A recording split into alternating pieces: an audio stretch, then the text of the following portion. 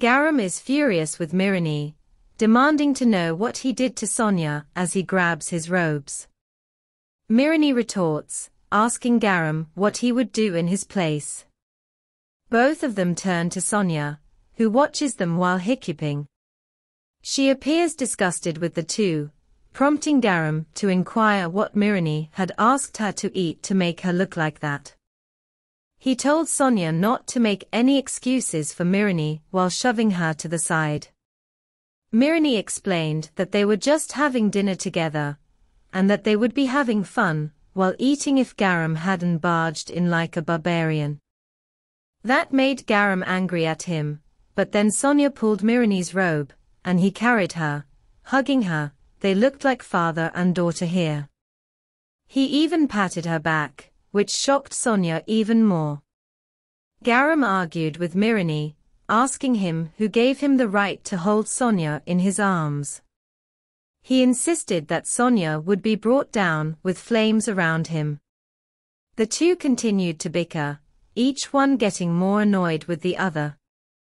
Sonia asked if Mirani could bring her down, and he slowly lowered her.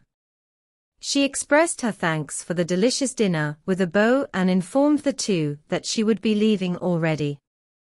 Mirani hastily let Sonia go and expressed his wish to spend more time with her again, but Sonia had a different plan. She hurriedly ran out of Mirani's palace without looking back. Garam called for her, but she was already outside. He reached her and asked her if she was doing all right. He had heard from Sonia's ladies-in-waiting that she was summoned by Mirani.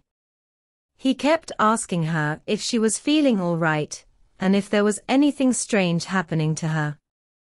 She thanked him and let him know that she was doing fine. She excused herself and left Garam there. Garam watched Sonia walk away, and he thought that he was worse to her than Mirani. He remembered when he found out about the maid that was taken away from her and how he only watched when that was happening in front of him. He also found out that Sonia is 8 years old. Garam thought she was only 5 years old. Sonia is thin, and it is obvious that she was not fed properly and was also abused for a long time. He also wonders why she is sent with only one maid, when she is supposedly a precious daughter of their clan. He decided to apologize to Sonia, which brings him back to the incident in the garden. He was planning to apologize to Sonia when he was informed that she is missing, so he decided to help the ladies-in-waiting look for her. He found her sitting by the tree, and he slowly approached her, but then Sonia ran when she heard his footsteps. She fell down while running, and it shocked Garam to see Sonia shivering in fear while looking at him. She even asked him not to kill her. He did not understand why a young girl like Sonia would think like that. He was also ashamed that he did not help Sonia when she was being bullied. He realizes why Sonia hates him, and that makes him feel lonely. On the other hand, Mirani is contemplating what happened to their dinner. Sonia, who is the Uran clan's precious youngest daughter, witnessed a secret that only Yewa and the head of the Jain clan know of. His original plan is to ask her to keep his secret, which is why he prepared food for her, but Sonia is still uncomfortable with him, which bothers him. He also realizes that Sonia is acting too mature for her age. He questions why Sonia, who smiles so brightly, finds him uncomfortable. He is indeed sure that he treated Sonia well, or perhaps she did not like the food. Bion, one of Mirani's attendants, reported to him about Sonia. He was worried that she might be a spy from the Uran clan, and that she would inform her clan about his secret. That's why he asked his attendant to investigate her, but he was not ready to know the results. He was informed that there is no sign of a young girl ever having lived in the Uran clan. There was no trace that a child named Sonia lived in the Uran clan. Mirani then realized that Sonia was a neglected child of the clan, and if the clan really cared for her, they wouldn't be getting rid of her things. He was mad because Gyun Yoren, who is Sonia's father, lied to the Empress Regnant. He also figured out that this is the reason why Sonia acts so mature for her age. He wonders what kind of life Sonia has to endure back in the Yoren clan.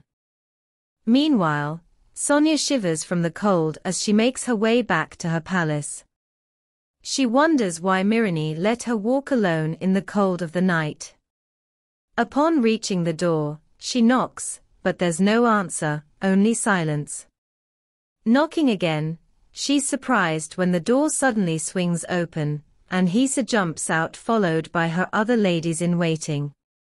With a loud voice, Hisa asked her if she is all right, and she is glad when Sonia mentioned her name, telling her that she's happy that Sonia remembers her name. The other ladies-in-waiting reminded Hisa that it is not the time for such things, and that they need to bring Sonia inside. Hisa and Soyeon held out their hands to Sonia, welcoming her back home, which shocked her. Hesitantly, she reached out, accepting their hands. Soyeon lowered herself to Sonia, squeezing her hands and feeling how cold they were. Hisa was upset that they had sent Sonia outside alone on such a cold night.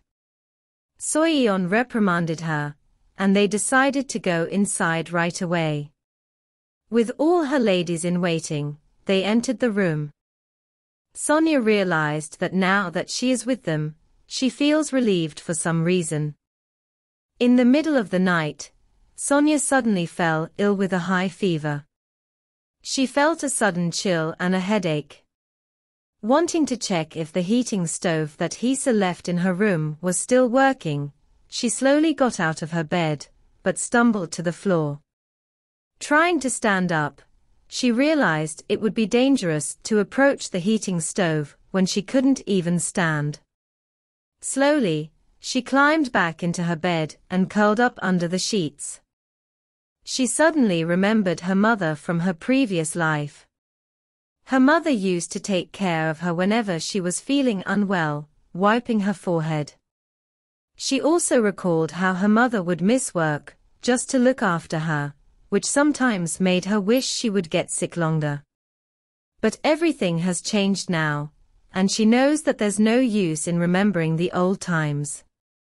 She could hear people talking around her. Someone mentioned that she is having an allergic reaction, because she ate pears. Additionally, Sonia caught a cold too.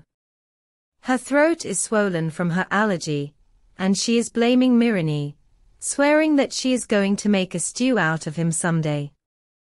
Her head is aching so much. Seon is in a panic and asking Hisa to bring some cold water. She can see that her ladies-in-waiting are all panicking. Someone is stopping her from falling asleep, but all she can do is pray for someone to help her. Yewa went to visit Sonia when she found out that she was sick. She knows the circumstances Sonia is in and feels sorry for her. Sonia pushed her hands away. She didn't want any attention from her and was scared that the other consorts would hate her. But Yewa hugged her instead. Sonia kept pushing her, but Yewa told her that there are no monsters that can harm her now. Sonia couldn't understand what she meant, because in her mind, Yewa is the monster, along with the other consorts. She prayed that when she wakes up, Yewa is no longer beside her. The next morning, Sonia woke up feeling much better. She touched her head, and was glad to find that it was no longer aching like it had been the previous night. Seon greeted her with a smile, and it was evident that she felt relieved to see Sonia all better now. Curiously, Sonia asked Seon where Yewa was. She was informed that Yewa had returned to the Flower Dragon Palace the previous night. Sonia felt relieved to wake up, without the Empress Regnant beside her. Seon reached out to pat Sonia's head, which shocked both Sonia and Sion. Sonia looked at her with wide, purple eyes. Sion quickly pulled her hand back and apologized for touching her without permission, but Sonia reassured her that it was fine. Sonia realized that her being sick had caused a lot of trouble for the people around her. All I can say is Sonia looked so cute all bundled up. Sion looked at her with an unsatisfied expression on her face, while Sonia pouted cutely with her hands on her waist. Sion stopped her from going out, and Sonia argued that she was wearing all these clothes, so she would be fine going out. She was told that it was still very cold outside, but she answered that she had already taken the medicine and even Mirini had healed her. However, Sion remained firm that she was not allowed to go out. Even Hisa stopped her. Sonia felt as though she was facing two tall blockers in volleyball, making it hard for her to get a clean spike over the net. All she wanted was to explore the palace again since her fever was gone now. And what's worse, she suddenly sneezed, which convinced Sion and Hisa not to let Sonia out of her room. Still unsatisfied with what Sonia was wearing, they bundled her up again with all the fluffy coats they could find. Now, Sonia sat cutely on her bed with a runny nose. She looked at her ladies-in-waiting and asked why they looked so happy.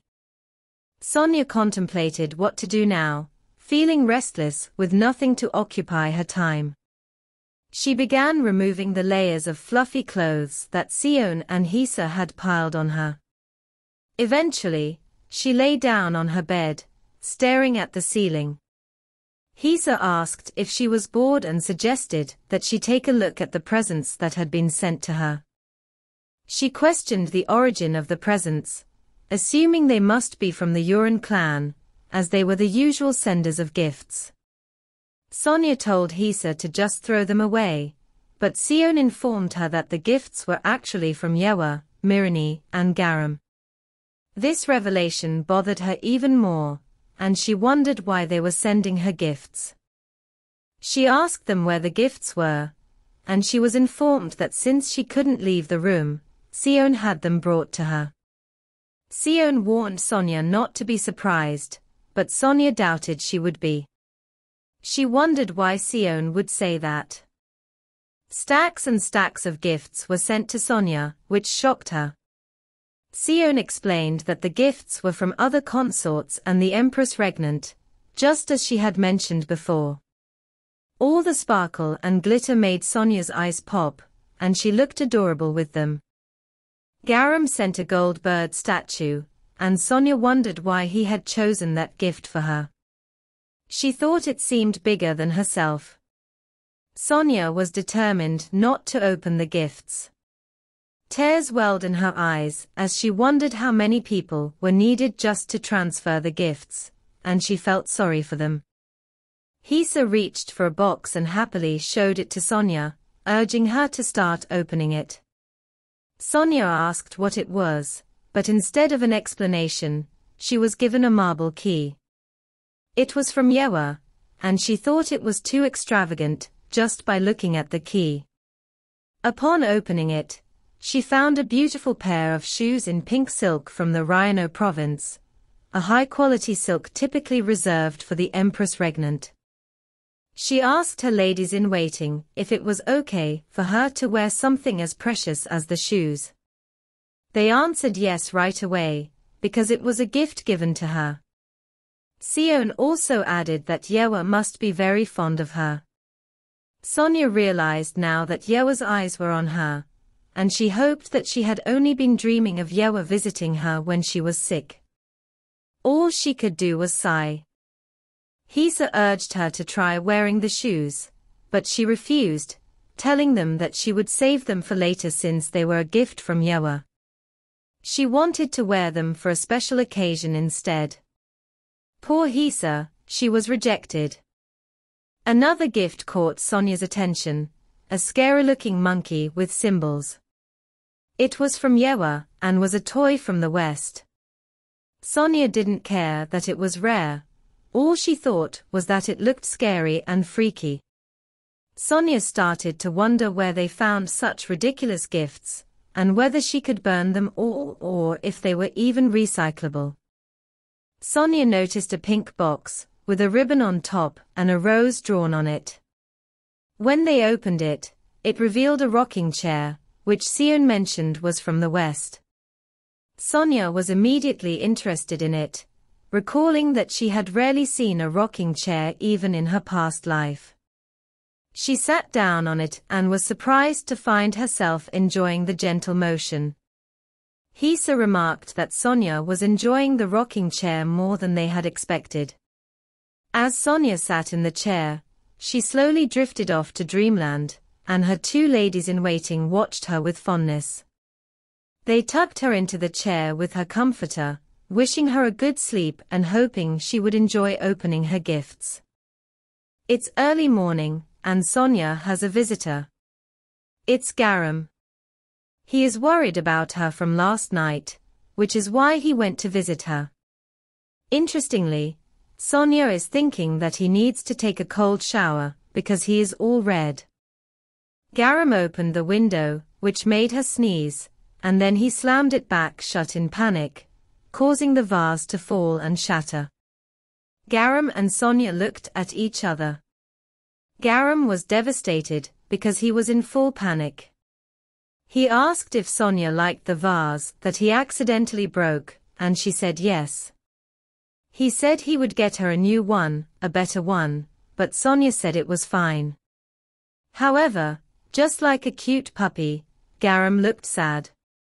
Seeing how Garam was feeling, Sonia told him not to think about it too much, which made him happy and bright again.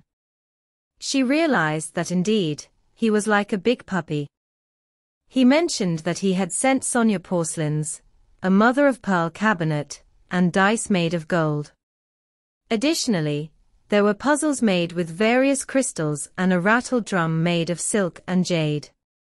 He wanted to know if Sonia enjoyed playing with them. She answered that she hadn't played with them yet and apologized. He said it was okay, and then he asked Sonia if she was afraid of loud noises. She said yes. Enthusiastically, Garam said that he would get rid of anyone who she didn't like and who scared her. Sonia, smiling, asked if that was true, and Garam happily confirmed it to her. Sonia pointed to the door and asked Garam to leave with a cute smile. This kid is too savage for him. And yes, Sonia 1, Garam 0. Entering the room is Yewa, and she saw Garam leaving the room, all gloomy and sad, poor big puppy. She told Garam that this is where he is, and Garam looked sad. Yewa asked if there was something wrong, and Garam told her that Sonia asked him to leave while pointing at her. Yewa was shocked and asked Sonia if she needed her to leave too. Honestly, Sonia would like them to leave her room, but of course, she can't do that to Yewa. She shows her beautiful smile and tells her it's an honor that she visited Sonia. Yewa is happy, feeling like she's won. All Sonia wants is to have a nice, long nap. Sonia and Yewa are sitting facing each other, and it's awkward for Sonia, but Yewa is all smiles. Sonia thanks her for all the presents she provided, but Yewa says that she prepared the gifts in a rush, and that they are a bit lackluster, but she assures Sonia that she will provide better things next time. Sonia says that it is fine, and that her palace is not big enough to hold all the precious gifts. Yewa then realizes this and looks around Sonia's place, seeing all the boxes of the gifts she received recently. She said that she will solve it for her, and Sonia is concerned about this. Yewa gives her a red pouch. Sonia is worried that it has a land deed under her name. She hates it, but she also likes it. It was cookies. Yewa gave her cookies. Tell me who the sweetest empress is, Yewa said. She prepared almond cookies since she remembered that Sonia loves sweets. Sonia is wondering why Yewa is being considerate of her and kind. She thanks her with a bright smile. Yewa told her that she is sorry she can't do more for her, and that she is glad Sonia is no longer sick. Then she asked if Sonia always has nightmares. Sonia wondered why Yewa was asking that, and then she remembered the night when she was sick. She told Yewa that she often has nightmares. She was hugged by Yewa, to her surprise, but she was still wondering about the sudden change in attitude towards her. Another hug, and she felt really sleepy. She told Yewa that she would like to have her nap. Yewa carries her to her bed and told her to sleep well, assuring her that she won't be going anywhere. Sonia would like to open her eyes, but her ladies-in-waiting tell her not to. When she finally opens her eyes, she is surprised to see the big and beautiful new palace, and somewhat, the Empress Regnant is happy. A new palace, that was the last thing Sonia expected among all the gifts she had received. As she gazed at the wide pond with blooming lilies and the beautiful gazebo, she couldn't help but wonder where they were. She watched as people carried various items on their backs, adding to her curiosity. Sonia was informed by Sion that it was the Flower Virtue Palace, previously used by a former noble consort, and it had been given to her by the Empress Regnant. She tried to remember who the former consort might be, but nothing came to mind. Then she recalled Yewa mentioning that her previous palace was quite small. Initially intending to ask her to stop sending gifts, now that a palace had been given to her, Sonia hesitated. Hisa even mentioned they would like to surprise her and asked if she wasn't happy, to which she could only answer with a resounding no. In Hisa's point of view, Sonia was crying tears of joy upon receiving the new palace. Hisa reassured Sonia that all her belongings had already been moved into the new palace, and that she could start sleeping there right away. This wasn't what Sonia had planned. She was certain that the other consorts would not be pleased now that the Empress Regnant was showing her so much favor. She knew that in the original novel, it was full of bloody conflicts between Yewa's many consorts. Multiple consorts vied for her favor, not just Garam and Mirani. Other consorts from powerful clans didn't hesitate to use their influence to gain Yewa's attention and favor. One of them is Banryusuan, a man who controls water and is responsible for over half of the drowned bodies found in the Imperial Palace pond. A side character, whose jealousy is so intense that he's the scariest person Sonia can think of. She's pretty sure that news of her move to the Flower Virtue Palace has already spread, and she can expect an attack anytime soon. She is certain that she will be attacked that night too.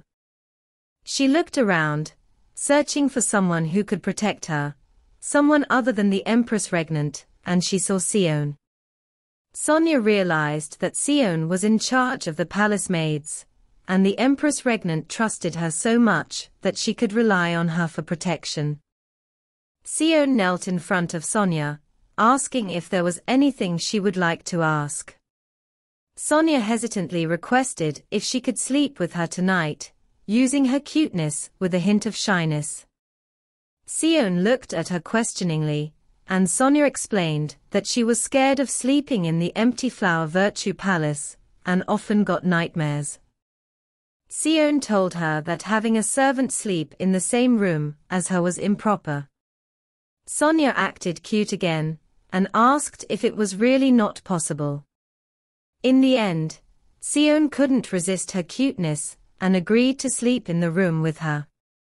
To Sonia's surprise, Sion was seated in a chair not far from her bed. She asked if Sion wasn't tired, and Sion replied that she was fine, and that Sonia shouldn't worry about her, instructing her to just go to sleep. Despite Sion's reassurances, Sonia still worried about the possibility of Sion leaving the room after she fell asleep. It was too early for an assassin to appear, but Sonia's mind raced with thoughts, making it impossible for her to sleep. Sion noticed that Sonia couldn't sleep and offered to tell her a story, but Sonia declined, expressing her fear that Sion would leave once she fell asleep. Sion was touched by Sonia's concern and assured her that she would stay beside her even after she slept. Sonia offered the side of her bed so Sion could lie down, but Sion refused, explaining that it wasn't appropriate for her to sleep beside Sonia. However, Sonia still didn't fully understand the societal norms regarding class systems. She thanked Sion before closing her eyes. Sion reached for Sonia's blanket to fix it, contemplating how she had initially planned to serve Sonia for only a month. Now, however, she found herself wanting to plead with Yewa to let her stay beside Sonia longer. It hadn't been long since people suspected her of being a spy, and even Sonia's behavior had caused her doubts. However, when Sonia asked her to sleep with her that night, Sion realized that Sonia was still a child and that a palace maid with more experience with children would be better suited to serve her. Despite this realization, Sion still wanted to stay beside Sonia. She smiled to herself, thinking that if her old self could see her now, she would definitely laugh at her for being emotional over a child. A slow step could be heard, and Sion was alert right away. Someone called for her from behind the door. It was Yeonsu, one of the ladies in waiting. She informed Sion that the Empress Regnant had secretly summoned her, and it was regarding Sonia. Someone was waiting for Sion in front of the Flower Dragon Palace, so she had to hurry. Yeonsu volunteered to look after Sonia while she was away. Sion thanked Yeonsu and reminded her to protect Sonia at all costs. As soon as Sion left, the atmosphere surrounding Yeonsu underwent a stark transformation, morphing into something dark and foreboding. Her demeanor shifted, now veiled in a cloak of sinister intent. With a malevolent gleam in her eyes, she advanced toward the slumbering figure of Sonia, her footsteps echoing ominously in the stillness of the room. Drawing nearer, Yeonsu extended her hand, delicately lifting her pinky finger. With an eerie grace, water began to materialize, trickling into the confines of Sonia's chamber. What had moments ago been a tranquil space was now gradually inundated by the creeping tide, its presence growing more suffocating with each passing second. Yeonsu's gaze remained fixed upon the scene unfolding before her, a twisted satisfaction twisting her features as the water level rose steadily. The once peaceful room now echoed with the sound of splashing liquid, each droplet a chilling reminder of Yeonsu's malicious intent. Turning around, Yeonsu left the sleeping Sonia to get drenched in water. Sonia woke up shocked, feeling the water all over her body and the cold of the night. Panicked, she looked around and saw her belongings floating in the water, her bed already soaked through. Desperately, she called out for Sion, but there was no answer. She was alone in the room, surrounded by rising water. "There's water, water everywhere." Sonia called out for help, but her cries fell on deaf ears. The water continued to rise, and it was becoming increasingly dangerous for her. Sonia realized that the culprit must have cast a soundproofing spell in the room, preventing anyone from hearing her cries for help. The rising water was faster than she expected, and she tried to call for help again, but to no avail. No one answered her desperate pleas. As Sonia struggled in the rising water, she lost her footing and was submerged beneath the surface. Panic rising, she realized that the water was not seeping out of the room, indicating that someone was using their powers to control it. Sonia was certain it was Banryu. He was the only one with water powers capable of orchestrating such an attack. Furious with the consort's actions, Sonia swore to survive, knowing she wasn't an easy prey to deal with. Assessing her surroundings, she realized the door was too far away to swim to, but the window was right beside her. She desperately tried to open the window, but it wouldn't budge. With determination, she slammed her small body against the window, hoping it would break and provide her with an escape route. With her strength almost depleted, Sonia noticed a white jar floating nearby. Acting on instinct, she grabbed it and, summoning all her remaining strength, used it to break the window. As the window shattered, water spilled out, allowing Sonia to gasp for air and breathe again, her survival instincts kicking in just in time. As the water rushed out through the broken window, Sonia was dragged along with it, her body pulled towards the opening. Desperately, she managed to grab onto a roof tile, her fingers clinging tightly as she teetered on the edge, hanging precariously from the second floor. With fear gripping her, Sonia screamed for help, her voice echoing into the night before she finally let go of her hold, her fate uncertain as she plummeted downwards. Her ladies-in-waiting rushed out with torches in their hands, searching frantically for the source of the voice they had heard. They called out for Sonia as they scanned the area, their hearts pounding with worry. Finally, they found her lying on the ground, soaked and unconscious. With a mixture of relief and concern, they hurried to her side, gently shaking her in an attempt to rouse her from her unconscious state. Water everywhere, that's what Sonia dreamed, a nightmare of drowning in the water. She pleaded for someone to save her, but no one came to her rescue. In the midst of her distress, she woke up abruptly to the sound of someone calling her name. It was Mirini, accompanied by Hisa and Sion. Confused, Sonia looked at them, and Mirini explained that someone had tried to assassinate her. He expressed disbelief that such an act would occur within the imperial palace. Promising to do everything in his power to catch the culprit, Mirini's determination sent shivers down Sonia's spine. Mirini held her hands, assuring her that he had already healed all her injuries sustained from the incident. He gently urged her to rest, explaining that she had fallen from the second story of her palace. With a sincere smile and a loving gaze, Mirini reassured her that she had done great in surviving, despite her fear, and that everything was fine now. Overwhelmed by his comforting words, Sonia felt her emotions welling up, and tears began to stream down her cheeks. In the following days, Sonia's palace became incredibly busy.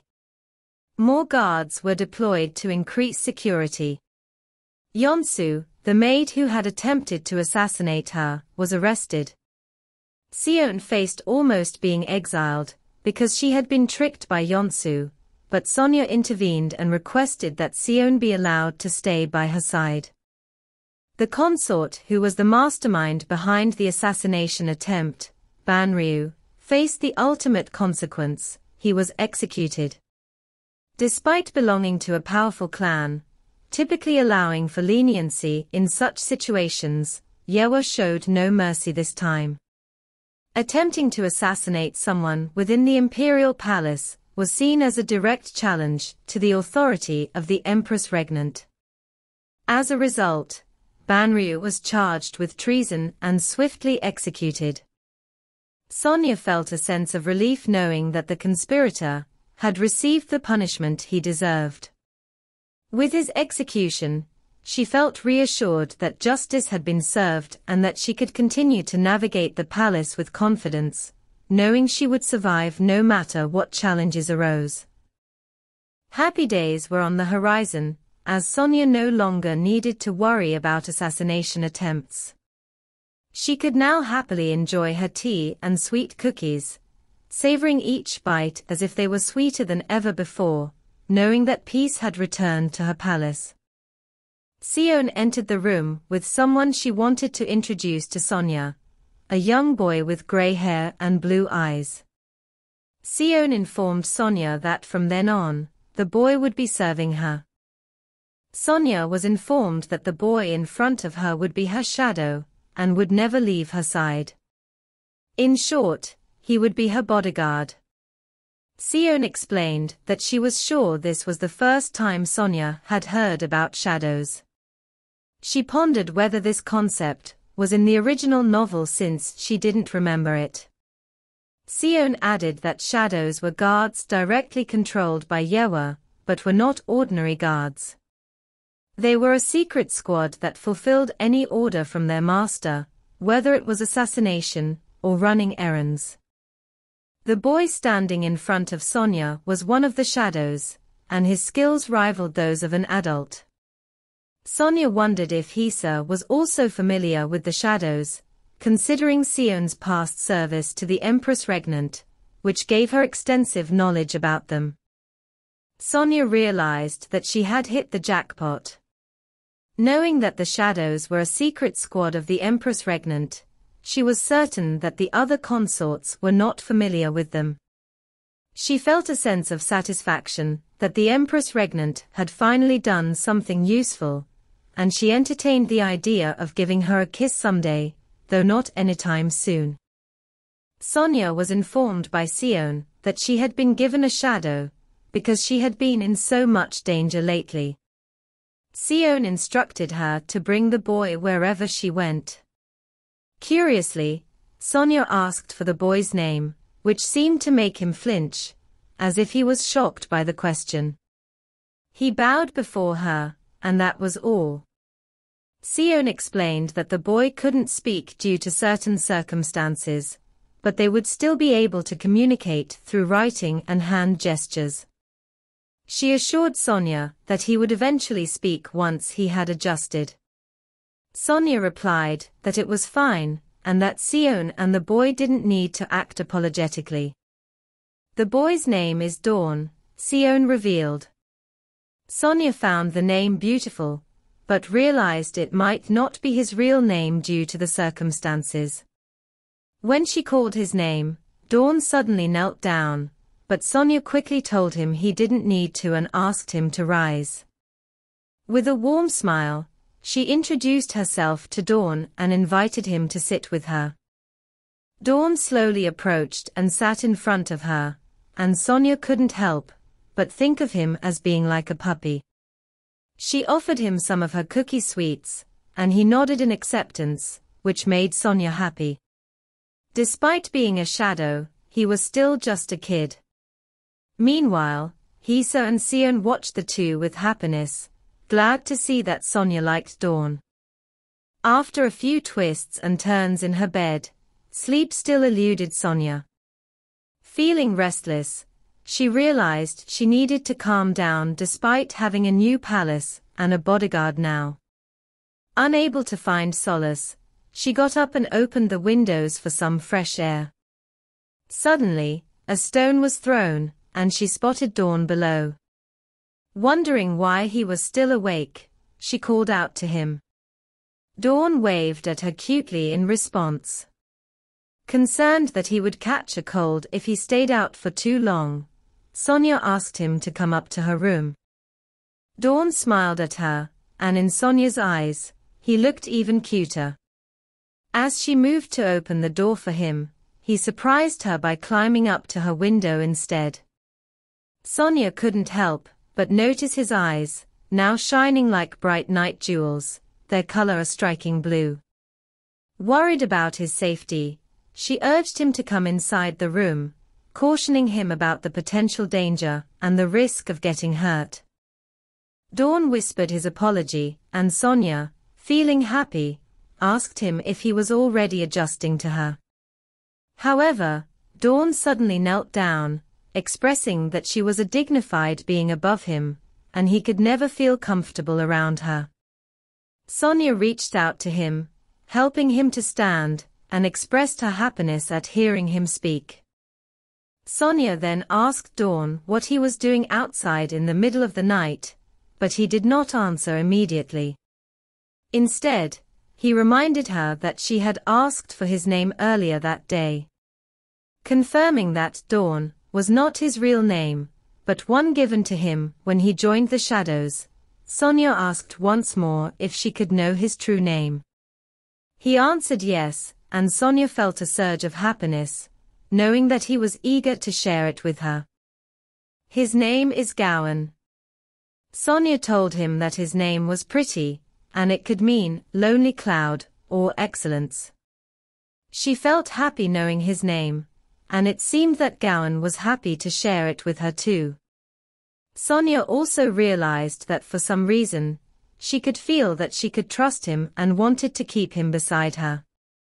She compared herself to being both a timid cat and a loyal puppy in one, feeling like she had a pet. She made it her mission to take care of Gowan, while Gowan planned to take care of her too. She told Gowan that she would treat him as a friend while shaking his hand, which shocked him.